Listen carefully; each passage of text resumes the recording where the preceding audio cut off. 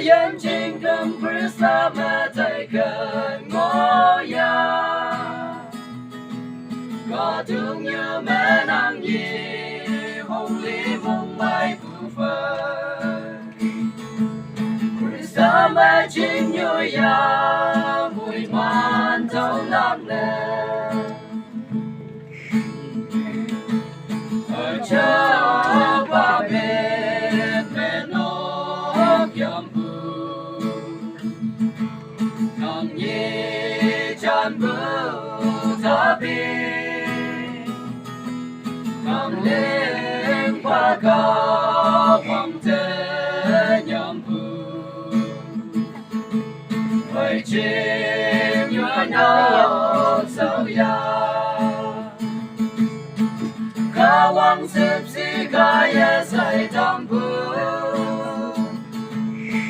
Ayan chính công Christ mẹ tay gần ngõ ya có thương như mẹ nàng nhi hồng lý mong mai phù phật Christ mẹ chính như ya mùi man thâu lặng nè Thầy khen vui ya phải ngộ ya Christ ngộ khen phóng lên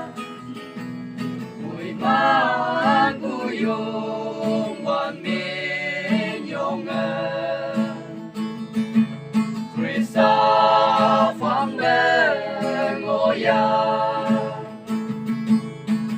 Kawang sipsi kaya say tampu Ayan chính công Christ mẹ tay gần ngõ ya có thương như mẹ nàng nhi hồng lý mong mai phù phật Christ mẹ chính như ya